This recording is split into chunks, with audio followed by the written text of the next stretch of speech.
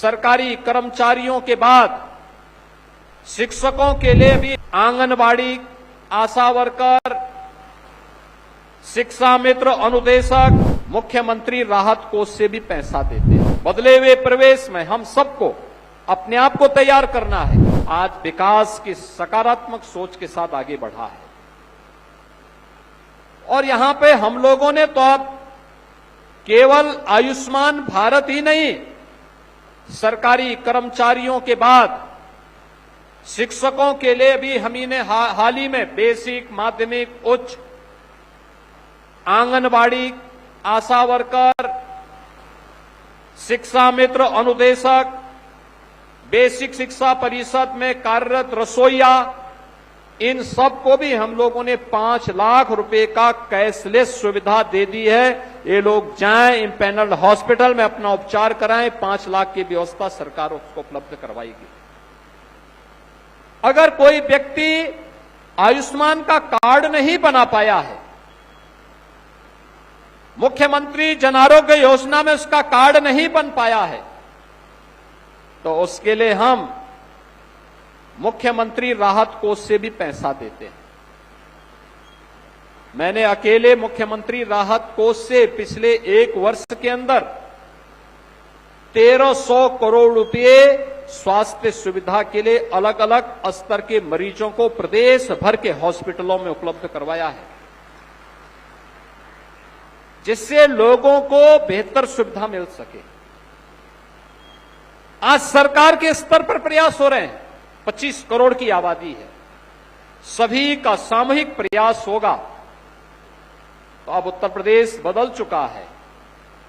बदले हुए प्रवेश में हम सबको अपने आप को तैयार करना है। एक समय था जब सरकारें प्रदेश के अंदर 1 डिस्ट्रिक्ट 1 माफिया पालती थी। गवर्नमेंट माफिया के सामने नतमस्तक थी। अब 1 डिस्ट्रिक्ट 1 माफिया नहीं, अब तो उत्तर प्रदेश ने 1 डिस्ट्रिक्ट 1 मेडिकल कॉलेज की व्यवस्था की है, 1 डिस्ट्रिक्ट 1 प्रोडक्ट की व्यवस्था की है और अब उससे भी आगे बढ़कर के उत्तर प्रदेश 1 डिस्ट्रिक्ट 1 कुजीन की तरफ भी आगे बढ़ चुका है। यानी विकास की वो प्रक्रिया जो यहां की आवश्यकता थी, बहुत शीघ्र भारत का सबसे बड़ा एयरपोर्ट इसी जनपद में नोएडा इंटरनेशनल एयरपोर्ट के रूप में जेवर में प्रारंभ होने वाला है। ये पूरा क्षेत्र विकास की एक नई आभा के साथ देश के अंदर सर्वाधिक प्रति व्यक्ति आय के रूप में अपना स्थान बना रहा है। आज क्या नहीं है इस जनपद में? भारत के अंदर मोबाइल मैन्युफैक्चरिंग का 55% इसी जनपद में मैन्युफैक्चरिंग हो रही है। इलेक्ट्रॉनिक कंपोनेंट का 60% कंपोनेंट इसी जनपद में बन रही है। अब फिल्म सिटी भी यहां बन रही है। मेडिकल डिवाइस पार्क भी इसी जनपद में बन रहा है।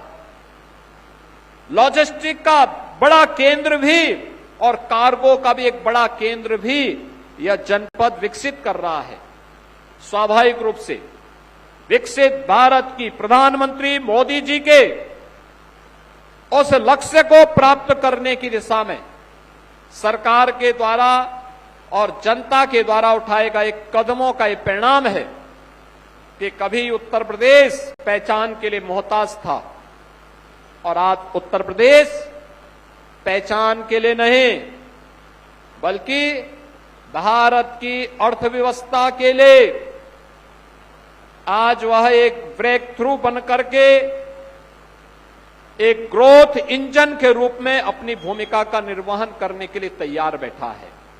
और हॉस्पिटल में यहां पर केडीएससी ग्रुप के द्वारा जो निवेश किया गया है, ये सेवा का तो एक बेहतरीन उदाहरण है ही, लेकिन ये अपने आप में निवेश भी है।